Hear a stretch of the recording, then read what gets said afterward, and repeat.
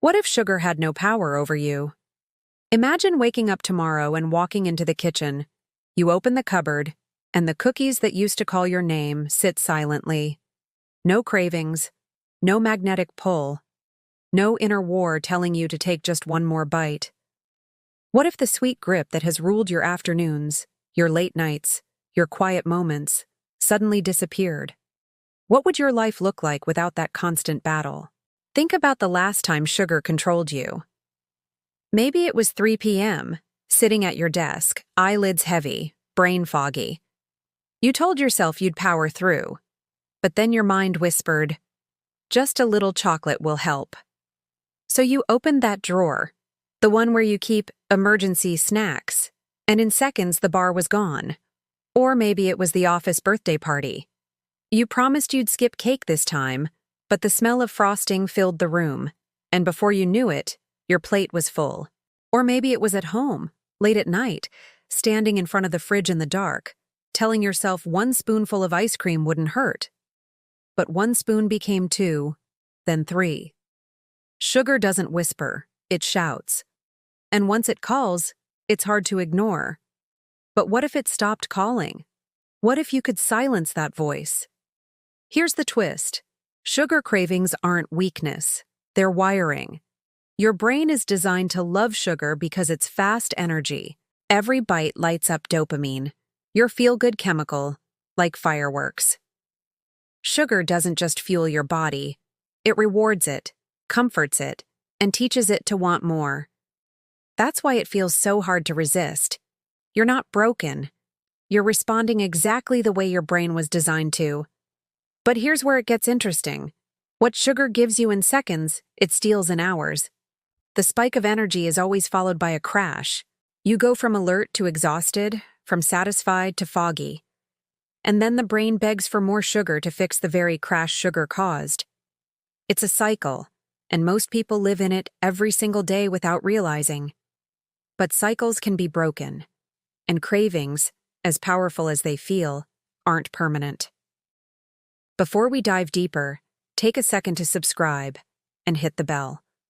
Because on this channel, we explore the impossible what-ifs of health and life, turning curiosity into answers that actually change the way you live. And if sugar has ever had power over you, you'll want to hear what comes next. So let's walk through the science of sugar's grip. When you eat it, your blood sugar spikes. Insulin kicks in to lower it, pulling sugar into your cells. That's the crash. You feel sluggish, maybe irritable, maybe even a little sad. And your brain, desperate for another hit of energy and dopamine, screams for more. The cycle repeats. High, crash, crave, repeat. That's why you find yourself reaching for sweets again and again, even when you swore you wouldn't. But here's the twist you didn't expect. Sugar cravings are learned, and anything learned can be unlearned. The same brain that built pathways of stress sugars or tired sugar can build new pathways of comfort, calm, and energy without it. That's neuroplasticity, the brain's ability to rewire. Every time you resist the craving and replace it with something nurturing, you weaken the old pattern and strengthen a new one. And over time, sugar's grip fades. But let's step out of science for a moment and into life. Because sugar isn't just chemistry, it's comfort. Think about how often you eat sweets not because you're hungry, but because you're stressed, bored, or lonely. A tough day at work? Cookies? An argument with your partner? Chocolate? A wave of fatigue at 9 p.m.? Ice cream. Sugar becomes a stand-in for comfort, for love, for rest. It's not the cake you're craving. It's relief. And this is especially true for women in their 30s, 40s, and beyond. Hormonal shifts amplify cravings. Estrogen, progesterone, and insulin dance together, and when they stumble, sugar cravings roar louder.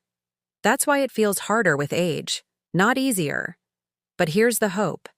Chemistry isn't destiny. Your brain and body are more adaptable than you think. Let's bring it closer to home. Imagine opening your purse or bag right now. Is there candy tucked inside, just in case? Imagine your desk drawer. Any emergency chocolate bars hiding there? Imagine your freezer. Any ice cream waiting for the next stressful night? These little stashes aren't about hunger. They're about needing comfort you're not getting anywhere else. And that's the deeper truth sugar reveals. Sometimes it's not your body that's hungry, it's your heart. Because sugar doesn't just fuel the body, it numbs the soul. For a moment, it feels like someone finally took care of you. But when the sweetness fades, the emptiness remains. And that emptiness often belongs to the strong ones. The women who carry everything without complaint. The mothers who hold families together. The daughters who care for aging parents. The professionals who push through deadlines while ignoring their own needs. Everyone leans on you, but who leans on you? Everyone admires your strength, but who notices your exhaustion? Being the strong one is its own craving. People feed off your strength. They expect you to hold it all together. And sugar becomes the tiny relief, the little rebellion, the comfort in the shadows. But you deserve more than crumbs of comfort. You deserve real rest, real peace, real care. And that's where prayer comes in. Because cravings aren't just physical, they're spiritual battles too. When you whisper a prayer, you shift the weight from your shoulders to God's. You remind yourself you're not alone. You open your hands and let go of what you can't carry. Prayer doesn't erase cravings, but it fills the space sugar used to fill, with peace, with strength, with presence. So what does it look like, practically, to live without sugar's power? Imagine it's 9 p.m., and the craving hits. Instead of rushing to the freezer, you pause. You breathe. Inhale slowly. Exhale even slower. You whisper a short prayer. God, take this weight. Give me peace. You put on the kettle, steep a tea. Chamomile, lemon balm, lavender, passionflower. You wrap your hands around the warm mug. You take a sip. You feel your body soften. You grab a pen and journal one thought. Do I really need sugar? Or do I need rest? And slowly, the craving fades. You've chosen a new pattern. Here's the hook. Every time you choose this path, the craving loses strength.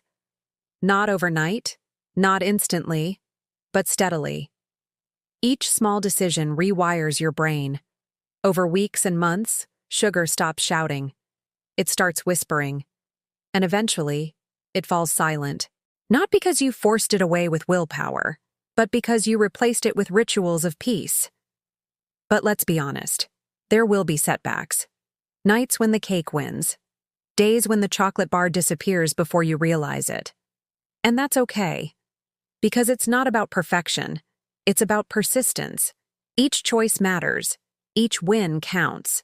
And over time, sugar truly does lose its grip. So what if sugar had no power over you? Imagine the freedom.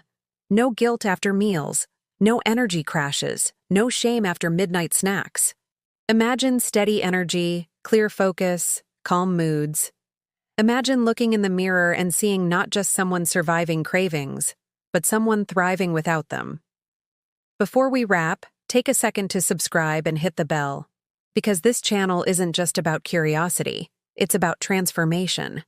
And if sugar has held power over you, the next videos will show you just how much power you already have inside. And if you're ready to take a step right now, check out our exclusive ebook linked below. Inside, you'll find calming tea recipes, chamomile, lemon balm, lavender, passionflower, that ease stress and cravings. You'll also find simple well-being tips and supplement suggestions to support your body naturally. It's not magic, it's a toolkit. A small, honest guide to help you protect your energy, calm your mind, and reclaim your freedom. Because yes, sugar is sweet. But freedom? Freedom is sweeter. And once you've tasted it, you'll never want to go back. The real question isn't, what if sugar had no power over you? It is, what would you finally do with all that power back in your own hands?